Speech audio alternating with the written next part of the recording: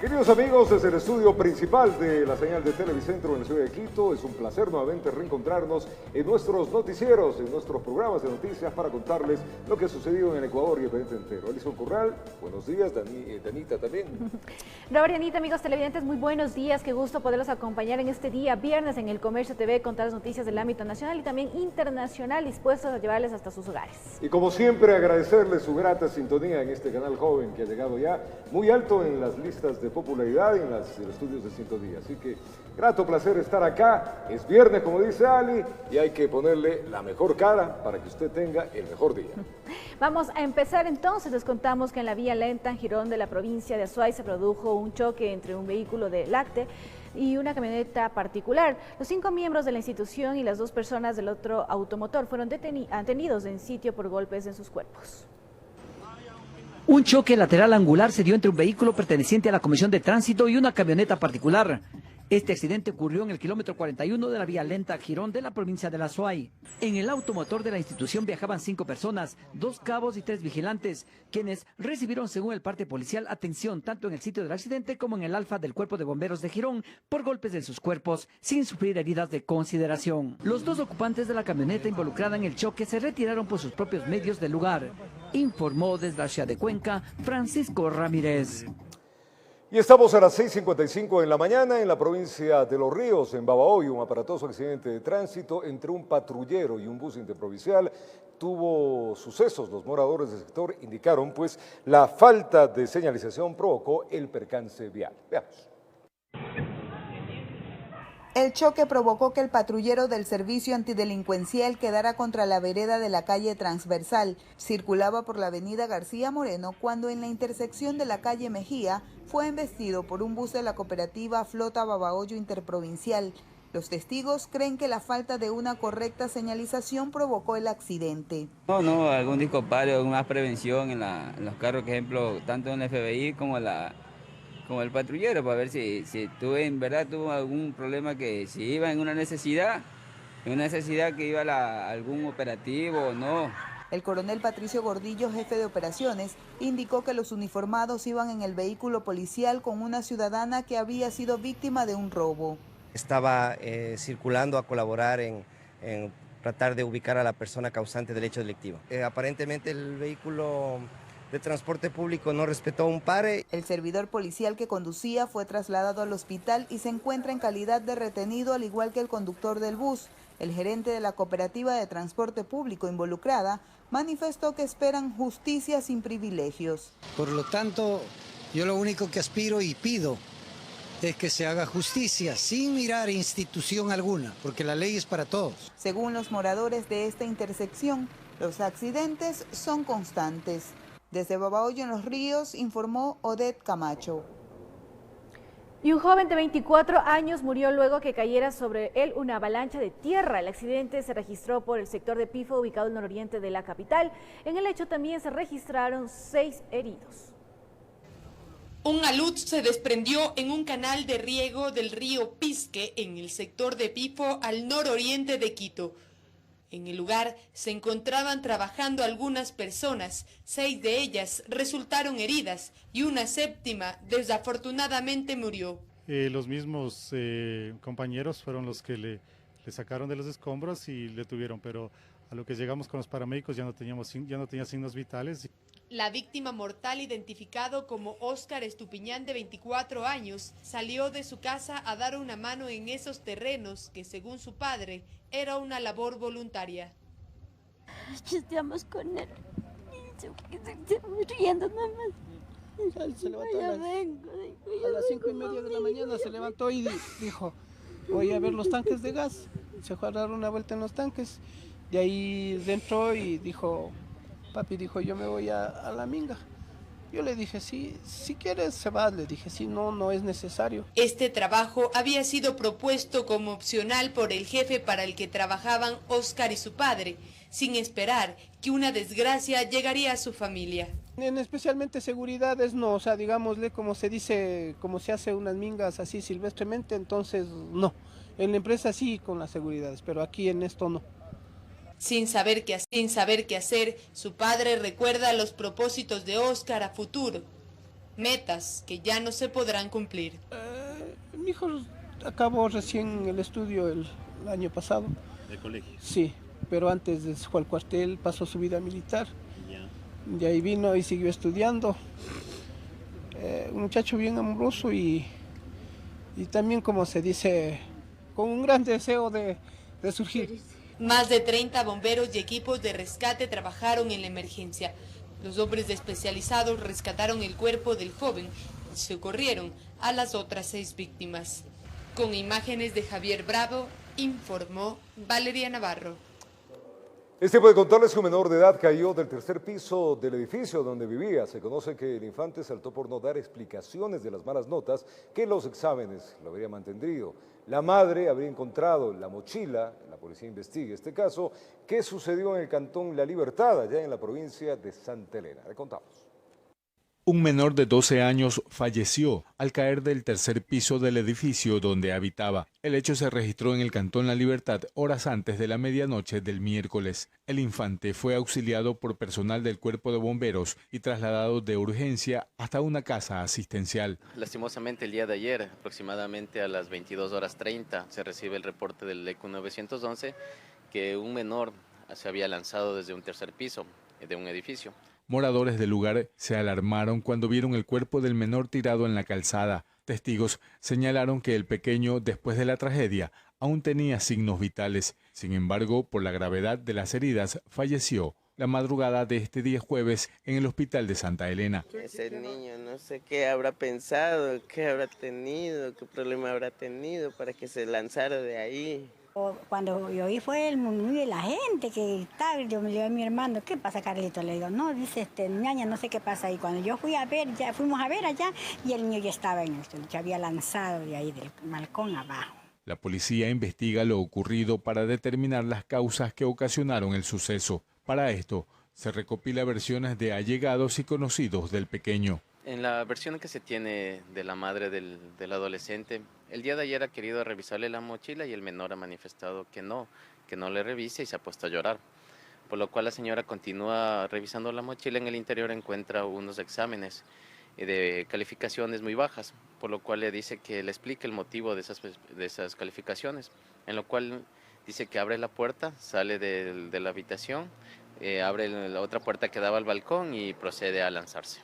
El cuerpo sin vida del fallecido fue llevado hasta la morgue del cantón para la respectiva autopsia de ley. Este hecho ha consternado a los peninsulares, quienes esperan se esclarezca lo ocurrido. Desde la provincia de Santa Elena, informó Darwin Villao. Y una joven universitaria habría sido asesinada y descuartizada para sacarla en fundas de basura. La DINASED ya detuvo a la principal sospechosa de este hecho de sangre que se registró en el Guasmo Sur de Guayaquil.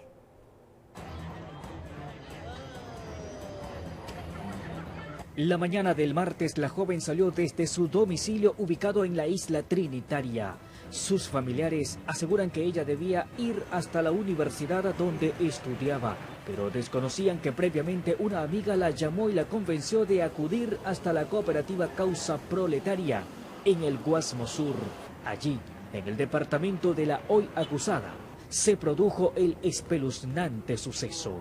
Aparentemente se habían contactado vía chat, porque iban a tener una conversación y aparentemente una discusión por una pareja sentimental. Se trata de Verónica, joven de 21 años, estudiante de Ingeniería en Sistemas, y Caitlin, otra joven de 19 años. Ambas mantenían una gran amistad hasta que Caitlin se enteró que su ex enamorado había logrado conquistar el corazón de Verónica. Ella no estuvo dispuesta a soportar esa situación. Tuvieron una serie de altercados por temas, en este caso de una pareja sentimental, de celos. Posteriormente la apuñala, después busca un machete y la comienza a desmembrar su cuerpo, ¿no? Una vez que ocultó las partes en fundas de basura, pidió prestado un triciclo y solicitó a unos parientes que se encarguen de llevar los paquetes hasta un botadero cercano. Aparentemente ellos no conocían del contenido de las bolsas. Después de recorrer 5 cuadras, una de las fundas se les cayó. Cuando ellos pretendieron levantarla, descubrieron la realidad y salieron corriendo asustados. Moradores del sector se preocuparon ante esa situación y dieron aviso a la policía. Con todos los equipos estamos trabajando para poder investigar todos los muertes violentas y que los casos no queden en impunidad.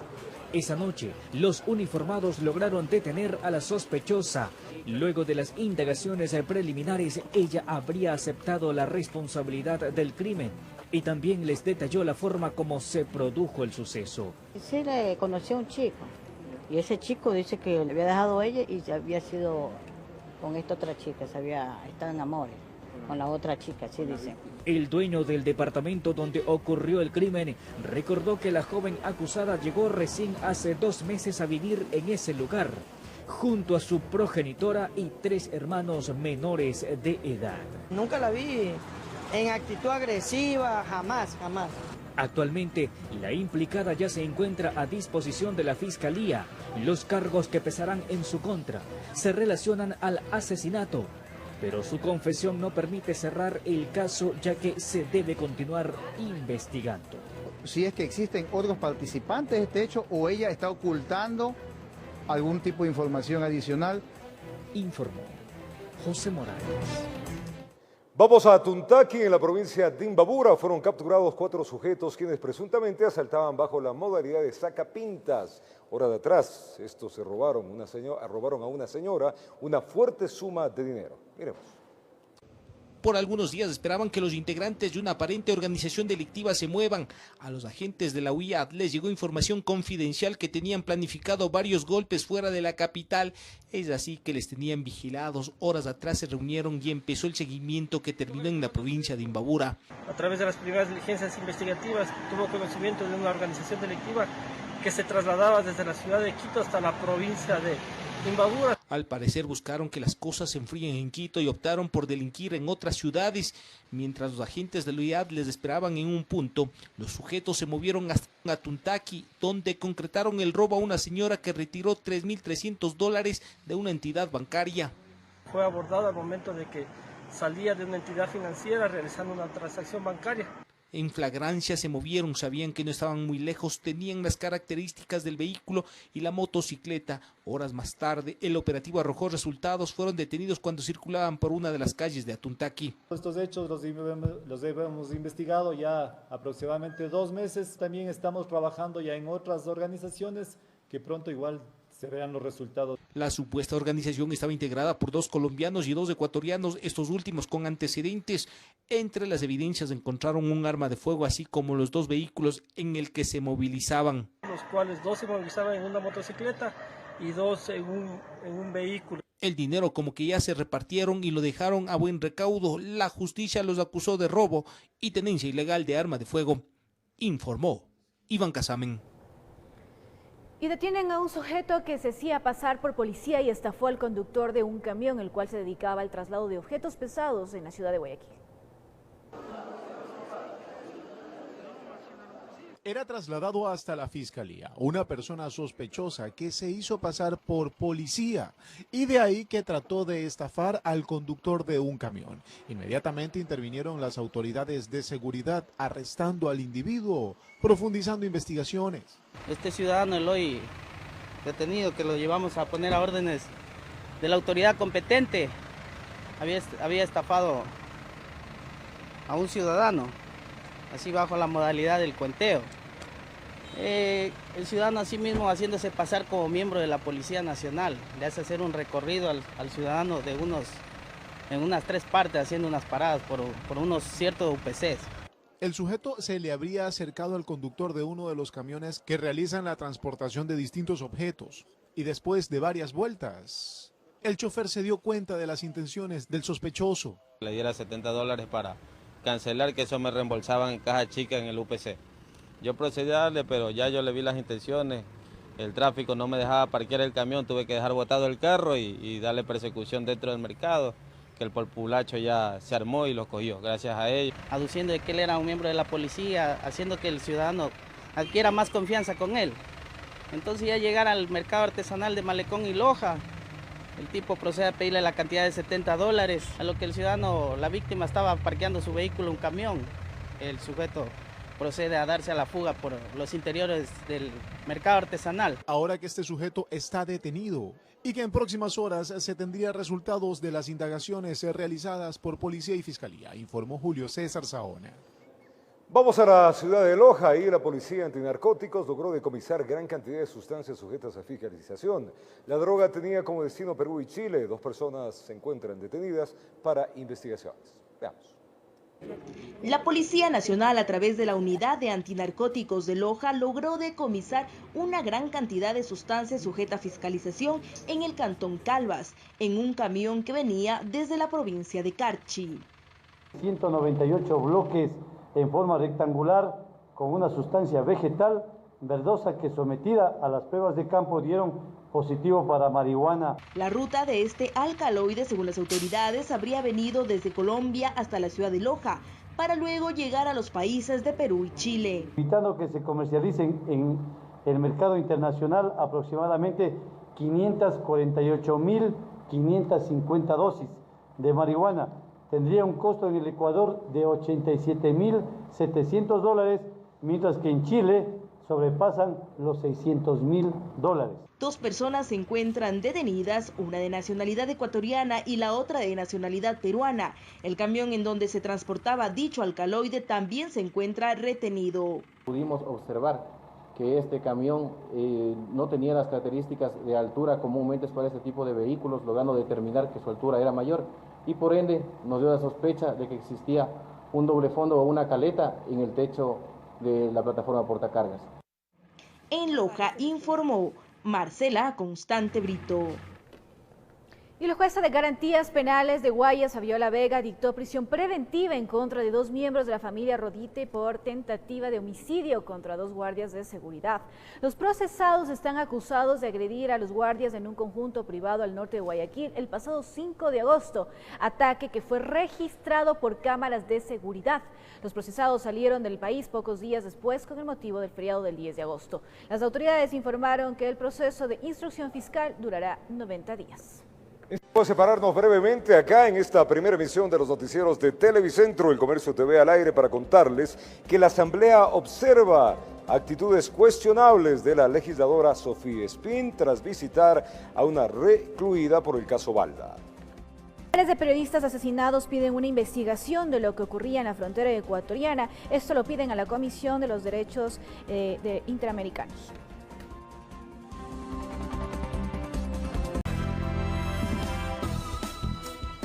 Gracias por acompañarnos en esta emisión primera, los noticieros de Televicentro desde la ciudad de Quito, informándoles. Con 73 votos a favor, el Pleno de la Legislatura aprobó la resolución que, entre otras cosas, observa una conducta cuestionable en la asambleísta Sofía Espín al haber visitado a la exagente de inteligencia Diana Falcón, recluida en el caso Balda. Además, se dispone la comparecencia del ministro de Justicia encargado, Paul Granda. La decisión del Pleno no causó sorpresa. Tal y como se había previsto, se aprobó la resolución propuesta por el asambleísta de Creo, Esteban Bernal, en contra de Sofía Espín de la bancada correísta, para que se observen, según citaba el texto, sus cuestionables conductas al haber visitado a la ex agente Diana Falcón, detenida por el supuesto secuestro de Fernando Balda. Nadie ha imputado un delito. Nadie ha realizado acusaciones directas, hemos pedido investigación. El documento señala además de una disposición para que comparezca el ministro de Justicia encargado, Paul Granda, ante la comisión multipartidista que se conformará después de que el CAL así lo permitiera tras una denuncia juramentada presentada por el mismo Bernal. Solo con 73 votos se aprobó la resolución. Quienes votaron en contra fueron el bloque correísta y por una razón. Quizás es una impertinencia o una falta de prudencia política, pero no es bajo ningún concepto causal de destitución de un legislador. En ninguno de los ámbitos que la ley establece existe algún delito que haya cometido la colega legisladora. Creo, y está claro, que no debe decir en la ley, por ejemplo, que usted no mate para que usted sepa que ese es un delito. Las novedades también surgieron dentro de la bancada de Alianza País. Hubo quienes se abstuvieron. Apoyo las cosas que debo apoyar, que son necesidades y prioritarias para el país. Y las que a mí me parece que no las voy a apoyar nunca, como por ejemplo esta. Espín, por su parte, rechazó la aprobación de la resolución y aseguró que es una persecución política en su contra por ser correísta. Por supuesto que matar es incorrecto. Por supuesto que robar es incorrecto. ¿En qué parte de la ley dice que visitar un PPL es incorrecto?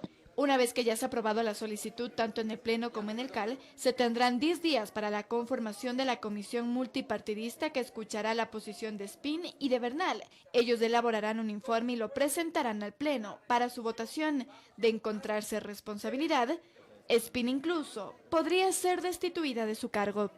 En Quito informó Andrea Urbe.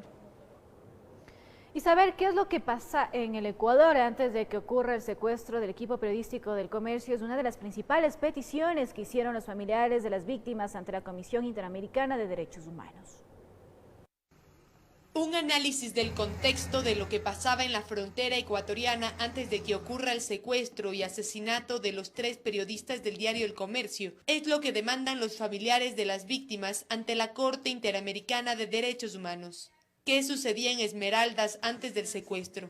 ¿Por qué existieron amenazas y ataques de bombas? Estas son preguntas que no pueden pasar por desapercibido para Yadira Aguagallo, pareja del fotógrafo del equipo periodístico asesinado.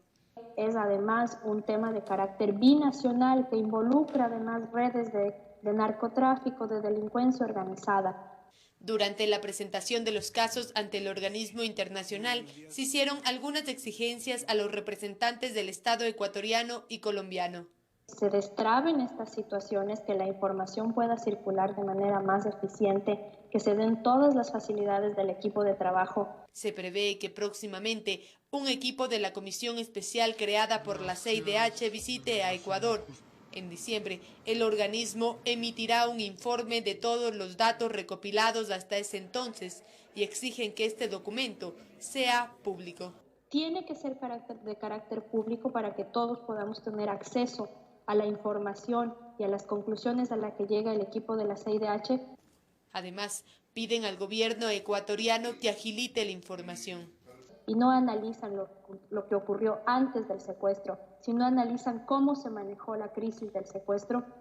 Entonces, lamentablemente, no habremos aprovechado una oportunidad que el sistema interamericano le dio a nuestros países para luchar contra la impunidad cuando ocurren este tipo de hechos lamentables. Además, el objetivo principal de este equipo de seguimiento es la garantía de la no repetición. Y si los estados no colaboran con el equipo de seguimiento especial, no van a existir garantías para la no repetición. Si hasta diciembre el Estado ecuatoriano no ha dado una conclusión clara de lo que ha sucedido en el país, los familiares de las víctimas harán un nuevo pronunciamiento. Informó Valeria Navarro.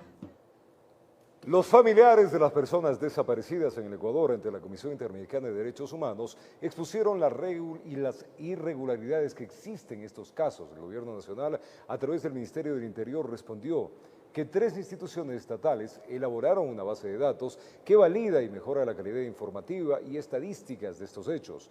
En Ecuador aún existen 1.495 casos sin resolución y bajo investigación. Veamos. Y a pesar de que el proyecto de resolución presentado por la asambleísta Paola Vintimilla del Partido Social Cristiano había quedado para que se votara, este jueves no se realizó.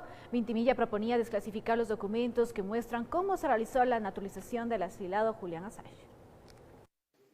Los tiempos se dilatan más en la votación del proyecto propuesto por la asambleísta Paola Vintimilla del Partido Social Cristiano, en que se pide que se desclasifiquen los documentos relacionados con el proceso de naturalización de Julian Assange. A pesar de que se suspendió tratar el tema para este jueves 4 de octubre, no se lo hizo. A veces la asamblea parece como la película Es mejor no hablar de ciertas cosas, y se equivocan. El país quiere transparencia y quiere un baño de verdad. A decir de Paola Vintimilla, la información en donde se explica la naturalización de Julian Assange fue declarada como reservada, sin motivo. Cuando leemos en el artículo 18, en el primer inciso, la última parte, dice: la clasificación de reservada no podrá efectuarse posteriormente a la solicitud de información. Lamentablemente no podemos saber tampoco cuándo María Fernanda Espinosa lo puso como reservada esta documentación. Por su parte, Viviana Bonilla señala que tanto los casos de Assange como de Spin no deberían ser los más importantes, considerando otros temas pendientes. Pero tampoco por hacer espíritu de cuerpo en contra de todo lo que hace Rafael Correa, voy a caer en un tema coyuntural que no es lo de fondo. Que se investigue, sí, pero que dejemos de utilizar el espacio del Pleno de la Asamblea Nacional para tratar otros temas y además para decir qué es lo que a la gente le importa. También se trató el tema de Julian Assange y la asambleísta proponente dijo, estos son los temas que a la gente le importa. Haga una encuesta a la gente sencilla de la patria, a los trabajadores, a los agricultores. ¿Y saben quién es Julian Assange? Por favor. Vintimilla señala, sin embargo, que se produjeron muchas irregularidades al entregar la naturalización a Assange y que debe ser revisada. Julian Assange se refugió en la embajada ecuatoriana en Londres desde el 2012 para evitar ser entregado a Suecia, que en su momento lo reclamaba por supuestos delitos sexuales.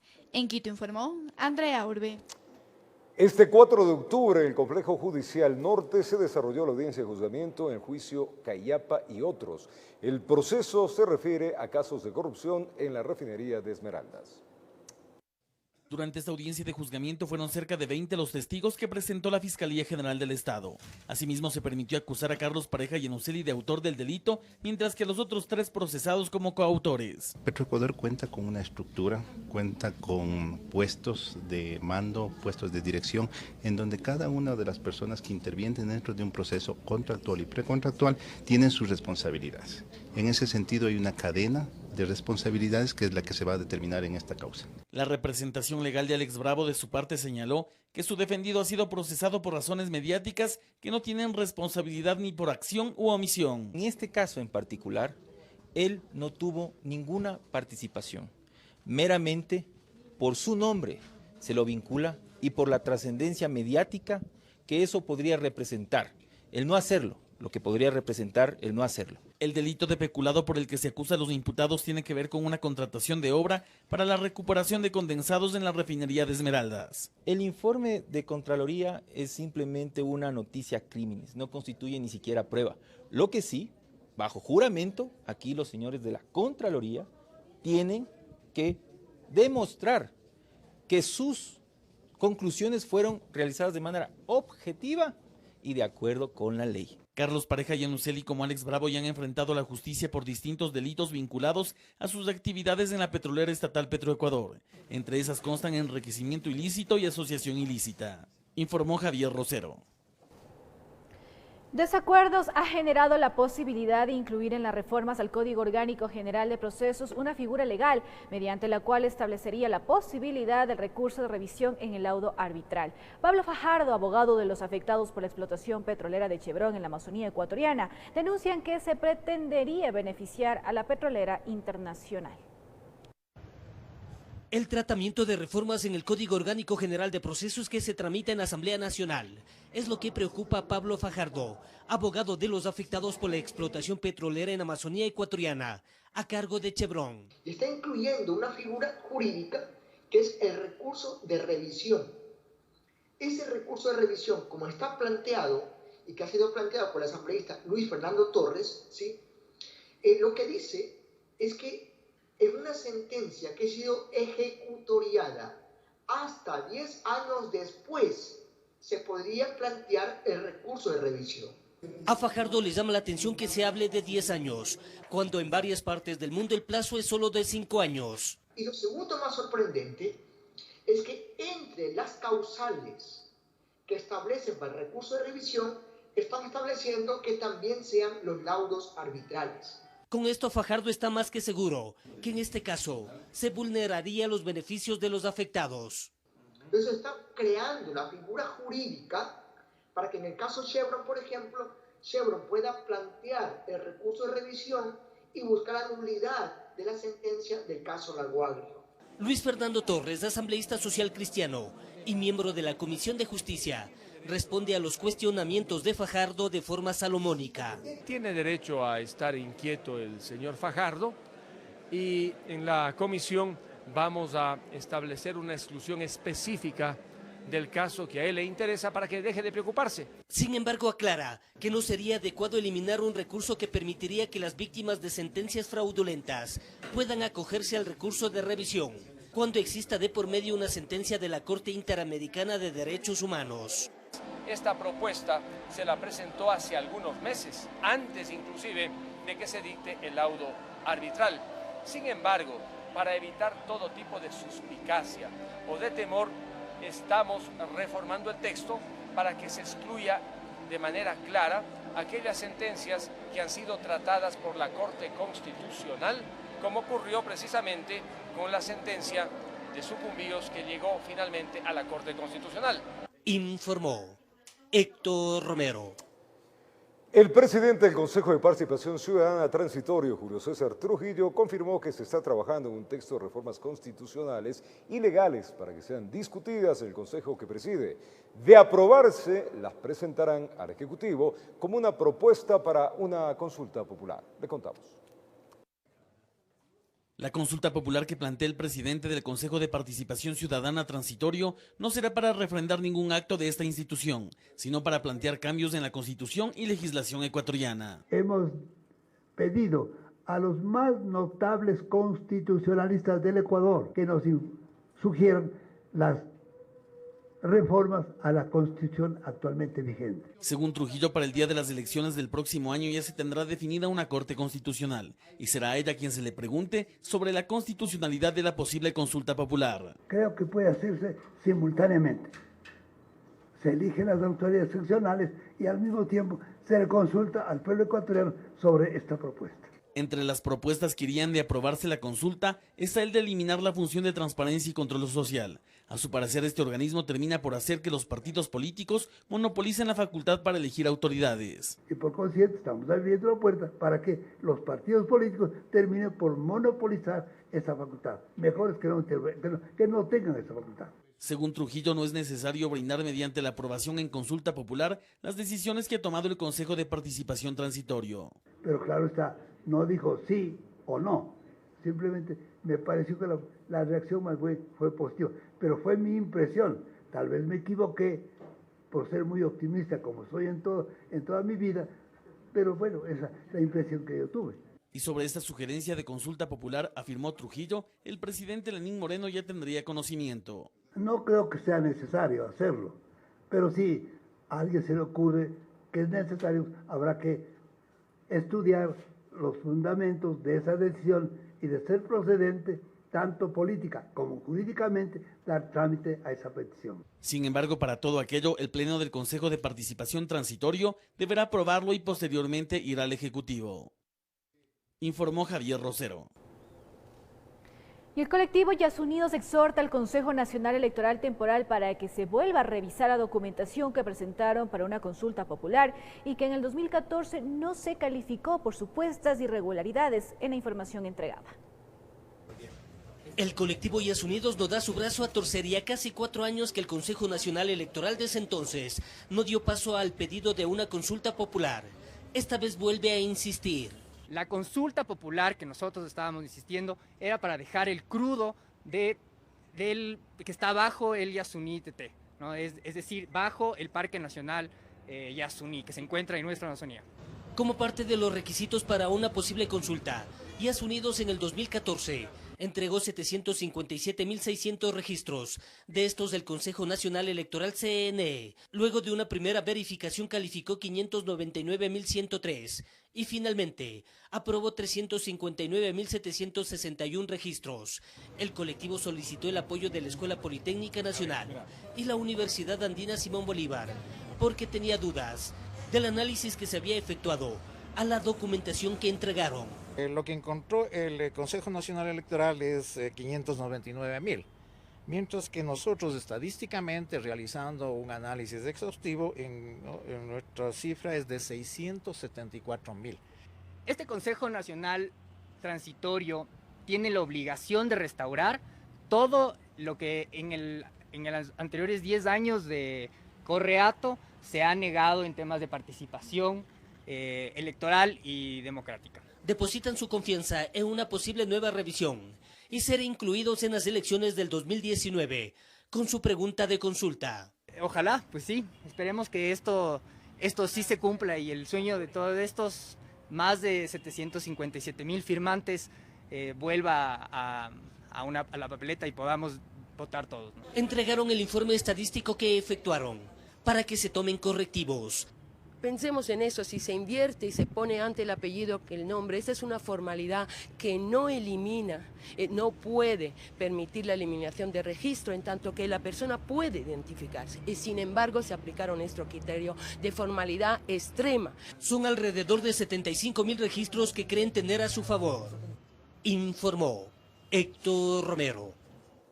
Es tiempo de contarles que el presidente Lenín Moreno anunció la apertura oficial del concurso público para la construcción del proyecto Viaducto Sur de Guayaquil. Se trata de un megaproyecto de 44.2 kilómetros que tendrá una inversión de 1.141 millones de dólares. Le contamos. Junto a los ministros de Transporte y Obras Públicas, Economía y Finanzas, presidente de la Cámara de la Construcción, entre otros funcionarios públicos, el presidente Lenín Moreno ofició el lanzamiento del concurso público del proyecto Viaducto Sur Guayaquil. La convocatoria al concurso estará vigente durante 4 meses y está abierta a empresas, libremente a empresas nacionales y extranjeras.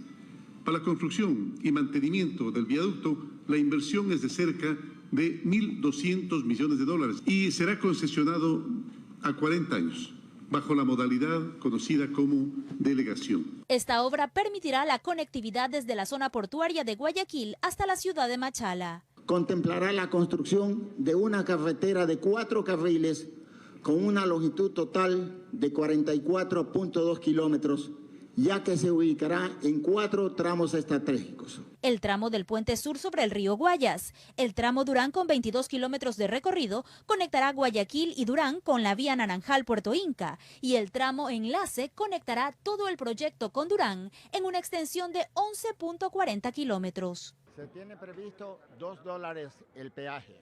Tiene una ventaja que no es obligatorio. Todos los livianos tienen la figura como opcional, como alternativa. Para ir a la ruta hacia Machala o hacia la ruta de Lodorán Yaguachi, siempre pasarían por dos peajes.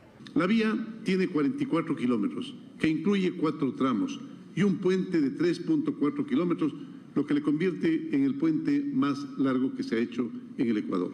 Además, disminuirá el tiempo de viaje en alrededor de 50 minutos, descongestionando varias vías rurales y urbanas, como por ejemplo la perimetral. Se informó que el trazado vial permitirá la generación de 5.700 empleos directos y 8.000 indirectos, informó Roselena Vázquez.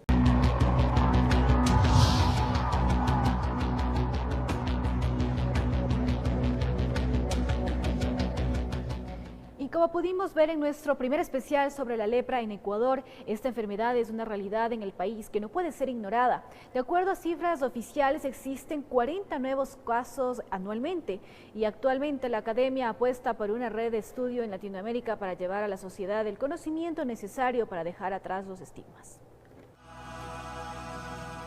Conocer a César, Ernesto y Ángela nos dejó claro que de la lepra se saben más mitos que verdades. Han venido personas que digan, ¿dónde están los enfermos de lepra? Yo soy que ver otra cosa que ver sin, qué sé yo, sin orejas, sin nariz, o sea, esto que el otro. Y me han dicho que vivimos por aquí, a la orilla del río, en cuevas, en tabernas, dentro de la tierra. Esta imagen distorsionada de los enfermos de Hansen la debemos a la religión y a la cultura audiovisual. El mito del contagio ha generado que quienes padecen la enfermedad vivan con un estigma. Sin embargo, aunque es improbable su contagio, aún se cuentan casos nuevos anualmente. La enfermedad de Hansen está presente en 24 de los 35 países de Latinoamérica, siendo Brasil la nación con mayor casos nuevos registrados anualmente. Le siguen Paraguay, Venezuela, Colombia y Argentina. Así nos cuenta la escritora ecuatoriana Beatriz Miranda, quien ha dedicado gran parte de su vida profesional al estudio de esta enfermedad, frente a la falta de información académica sobre esta. Uno de los mayores problemas quizá ha sido el que los mismos gobiernos hubieran declarado en algún momento, y esto fue por la Organización Mundial de la Salud, hubieran declarado a la lepra como erradicada. En realidad no está erradicada, entonces claro, los presupuestos se vieron afectados. Miranda concluye que esto ha ocasionado que los pacientes no tengan una atención integral, sino solamente médica. Y en realidad lo que más nos debería importar ahí es la parte social y la parte cultural. las personas afectadas por la lepra durante muchos años, o sea, además durante muchos siglos, han sido incluso excluidas, ¿no? Sus derechos ciudadanos fueron retirados. En tanto, en el Ecuador, aunque no se habla viva voz de esta enfermedad que se ha convertido en una realidad latente, los objetivos están alineados al plan de la Organización Mundial de la Salud. Tenemos los objetivos para el 2021, según la OMS, tratar de disminuir lo que son las discapacidades en los niños diagnosticados con lepra, tratar de disminuir el segundo grado de discapacidades en adultos y en todos los países que tengan una legislación, tratar de disminuir lo que son el rechazo a los enfermos de lepra. Se conoce que la lepra ha afectado a la humanidad desde hace por lo menos 4.000 años, pero afortunadamente hoy sabemos que quienes la padecen pueden curarse y aspirar a tener una vida normal. Informó Carolina Basante. Los índices de pobreza extrema y pobreza en los adultos mayores son alarmantes. Las autoridades buscan mecanismos para proteger a este sector. Veamos. Donde quiera que falta la memoria, faltan las raíces. La memoria a la que hace referencia el religioso son los adultos mayores. Sin ellos, no existirían historias que caracterizan a cada familia. Los años les han dado experiencia y eso forma parte de la construcción social de todos los ecuatorianos. Sin embargo, en el Ecuador son un sector desprotegido. Aproximadamente existen 500.000 personas adultas mayores en situación de pobreza extrema y 60.000 en condiciones de pobreza con niveles de escolaridad muy bajos. En Quito existen muchos ancianos en situaciones precarias. Algunos de ellos no acabaron la secundaria y relacionarse en su entorno es complejo. Las personas adultas mayores en situación de extrema pobreza están más expuestas a situaciones de carencias y por tanto el deterioro de su salud es más acelerado. En medio de estas circunstancias, el Ministerio de Inclusión Económica y Social firmó un convenio con el Hospital San Juan de Dios, en donde se atenderán a 40 adultos mayores en estado de vulnerabilidad.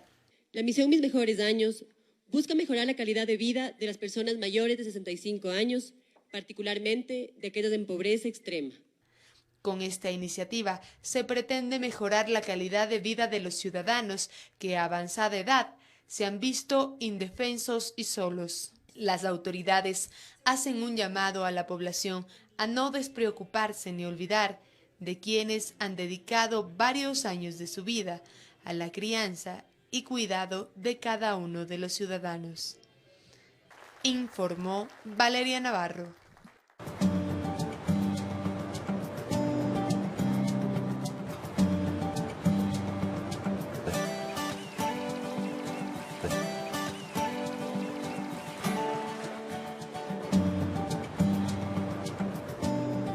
El calentamiento global, la invasión del humano a espacios considerados protegidos y el irrespeto al medio ambiente ha causado que decenas de animales busquen nuevos espacios para vivir.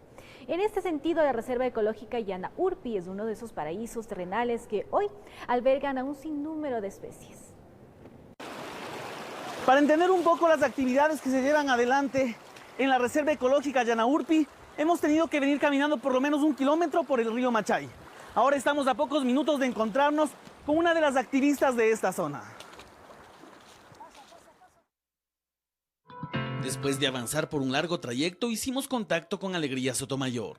Ella nos comentó que este lugar denominado Llana Urpi pertenece a la Reserva Ecológica de los Ilinizas. Ya en el Ecuador están desapareciendo muchas áreas protegidas y este se ha convertido en una zona de refugio. Especialmente ahora el tema sobre el calentamiento global está forzando a las aves a quedarse en ciertos lugares donde ellas buscan refugio. Según Sotomayor, decenas de especies de otros lugares geográficos han hecho de este su hogar. Han llegado aves aquí que supuestamente solamente existen en el área de Tandayapa, Mindo, tenemos quetzal, tenemos el umbrella verde, el pájaro paraguas. Razón, según ella, suficiente para que la comunidad se apodere de la belleza de su tierra. Y en esto afirman, es importante la vinculación y motivación de los adultos hacia las nuevas generaciones. ¿Y antes qué hacían con el bosque? Les cazaban y les mataban. ¿Y ahora? Les cuidamos y no les dejamos que los maten. Neisser Timbila, después que su padre le obsequió los binoculares, dice que acude todos los días a observar las aves que alberga esta montaña. Son de colores y son suaves. Quienes protegen esta zona que forma parte de las estribaciones del Chocó intentan generar conciencia en propios y extraños, para que puedan disfrutar de la naturaleza sin necesidad de dañar los bosques. En estas 160 hectáreas de terreno, los turistas nacionales como extranjeros pueden acercarse a realizar observación de aves e incluso tomar fotografías. Sin embargo, deben guardar una distancia prudente, pues podrían alterar su hábitat natural. Pero además del turismo con fines recreativos, el lugar estaría destinado a servir a académicos como fuente de estudio. Naurpi está enfocado más bien en la visita de biólogos, científicos, ornitólogos, entomólogos. Iniciativas como esta generan mayor conciencia ambiental que permite, a decir de un visitante que llegó al sitio, conservar el ecosistema. Estamos ayudándole a los animales porque como sabemos que están en peligro de extinción, podemos conservar más para aprender más sobre aquellos animalitos y explorar más. Yanaurpi queda en el cantón La Maná, provincia de Cotopaxi. Su belleza, afirman quienes la conocen, seguro dejará en estupor a cualquiera debido a la belleza y tranquilidad que proyecta la reserva ecológica. Con imágenes de Carlos Romero, informó Javier Rosero.